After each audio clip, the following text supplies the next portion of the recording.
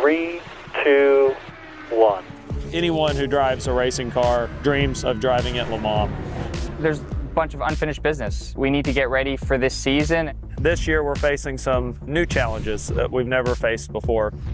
We came out of there with absolutely the best result that was humanly possible, and it put us in a good position going into Sebring.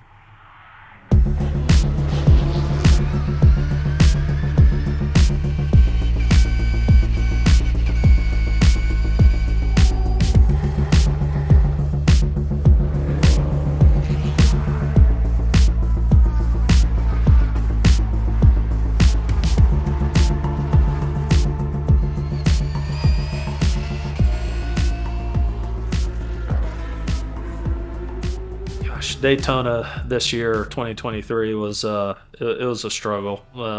One of the toughest, races that I've been in, and definitely the longest 24 hours I've been in.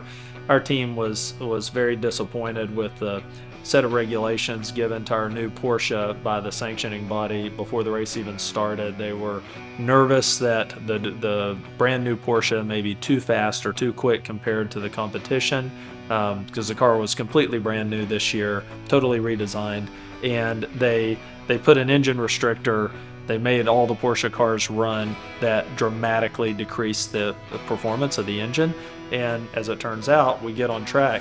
We weren't anywhere near not only being the fastest car, we were in danger of being lapped by the other cars in our class within an hour, and we were facing that, gosh, we're going to go into a 24-hour race. And at our current pace, as fast as a car can go, we're probably going to be lapped by the leaders once an hour. Like, the best we were thinking we could do is finish 15, 20 laps down and hoping for cautions or something or other cars to have bad luck or crashes or malfunctions to compete. And that's no way to go into a race, So, we came all the way out of that race in 9th place out of 24 cars. And it was a struggle, that race this year, and it was just really disheartening. So, it was a character building experience. The following Daytona, historically, it's always the 12 Hours of Sebring. Basically, everything you learn at Daytona essentially gets thrown away. Sebring is the start of the regular season, so to speak. The rest of the tracks are much more like Sebring, and Daytona kind of is its own beast because of the fact that it is so straight line dominant. So to us, you learn at Daytona. Once you have that out, basically throw everything out and then restart for Sebring, and the rest of the season goes from there. So the thing that makes Sebring so special is how rough it is. I mean, it is rough on the cars, the equipment, the drivers. The actual racing surface is so bumpy, in so many different types of surfaces between concrete and asphalt. And then it always takes place in March, and it's super hot and muggy and humid in the middle of Florida. Everything about the race is really difficult. We've been fortunate enough to win that race, and of all the 3 big endurance races, it was actually the first one that I won, that our team won together. I remember the feeling, that night in 2020, thinking like, man, I won the toughest one as the first one, right? It should be downhill from here, but no, all of these races are really, really challenging and require so much to win. Beautiful weather and phenomenal scenes with a capacity crowd. In my experience, life can jump up and smack you in the face and knock you down when you least expect it. And it's going to happen. There were times in my life when I was younger that when those things happened, it really brought me down and it depressed me and it affected me for a long time, when realistically it was just life, right? You just got dealt a bad card. Man, let me tell you, in Sebring, my first laps in the RSR, we were fast. I was feeling the groove. Everything was going good. And then boom, right out of nowhere, I get taken out. Race over, car destroyed, game over. There was a time in my life I would have let that affected me all the way till Le Mans and moaned about it and thought about it and what could I have done differently. But you know what? I've learned, from those mistakes previously, and bad things are going to happen. And you have to be able to look past them. You have to be able to remain focused and worry about the things that you can control. I was fortunate enough to be able to go right into another race that same weekend and compete at a very high level. And earlier in my life, that may have not been the case, but that discipline has really helped me in my racing career to look past the trouble, look past the issues, and there is always a brighter day in the future. The 71st running of the Mobile One 12 Hours of Sebring about to get underway on pole position.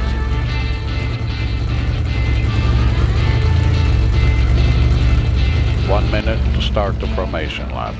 Drivers may start their engines. Please clear the grid immediately. Green flag, start the first of 2 formation laps. Clear 2. P2 behind you now, P1 behind him. Turn 3 is going to be all yours. Nothing around you, lots of space to settle in. Get the tires hot, press forward. I just try to really keep focused on hitting my marks, fundamentally sound in the race car with my inputs, the steering, the shifting, the brake, and the gas. And when I focus squarely on that, the rhythm starts to take place. Let's get on their tail and go. Nice job in 3. Let's do it like that again. Keep going.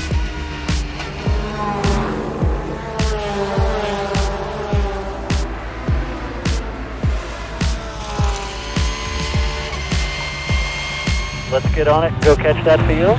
Got 1 car behind you.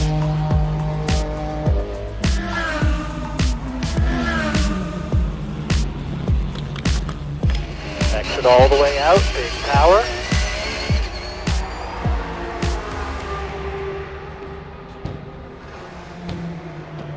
And so getting to Sebring, man, it was a lot better than Daytona, I can tell you that. It wasn't short of its challenges. Sebring is always a tough race. It's tough on equipment, it's tough on the drivers, right? It's hot, and this year was no different. So I will say that the series removed that engine restrictor from our car, so we were given the proper amount of power back that we could at least keep up with other cars in our class. And yeah, we were fairly quick throughout all the practice sessions, and teammate had a pretty good qualifying session, qualified as 4th out of the field of, I think we had 23 cars in the class, so we knew we were in there. We had a car that we could compete, if not for a win, at least a podium. We all felt very confident with that. And man, the race got going, and I drove a lot in the early part of the race, and when my driving was done, we were sitting in 5th, and then my teammate Zach, he got in the car and he drove phenomenally. I mean, he got us up into the lead at about the 7-hour mark, and we led the race for quite a while and kind of controlling the race. But there were some other cars that were definitely a little quicker than us, but they had some bad luck early on, and we could see them coming, like working their way up through the pack. Then the race kind of took a turn for the worse for us. While leading, Zach was in the car. It was 8 hours into the 12-hour race, and he was battling with one of the quickest cars on the track. It was a Mercedes, and he was holding his own and going toe-to-toe, wanting to not really relinquish the lead. And there was contact in what is pretty much the fastest corner on the track. The Mercedes came in and bumped the side of our Porsche. It sent us spinning off into the tire wall. It damaged the Mercedes, so he was completely out of the race. It ruined his race. We were able to get back going, but we had to kind of limp it into the pits because it bent the steering on the car, and our mechanics were amazing. They jumped right on it. They fixed the steering, fixed the car without us even losing a lap. We were able to get back out on track in front of the leaders to at least stay on the lead lap. We went from leading the race, kind of controlling the race, to being all the way in the back, having to battle our way back through. But in the last 4 hours, we did the best we could. We passed a lot of cars. We were one of the quickest cars, on the track towards the end of the race, but we made it all the way back to 6th place. Finished there. We wanted and expected a lot more, especially seeing how well we ran early on, and we knew we had a shot to win. So it was a little disappointing, the result, but it was one that we did the best we could. Yeah, so we learned a lot in Sebring physically. I know that, that is the toughest race of the year. And man, I've been putting in the work with my trainer, Morgan. Man, we've been putting in the work 5-6 days a week for a little over a year now. And physically, it was the best I've ever felt after the 12 Hours of Sebring. It usually takes me like a week to recuperate from that race. And man, I felt awesome. It gives me a lot of motivation and a lot of confidence going into Le Mans that I'm physically in the best condition of my life. And I've done that work, and I can focus just executing on the driving and don't have to worry about, getting tired or being fatigued.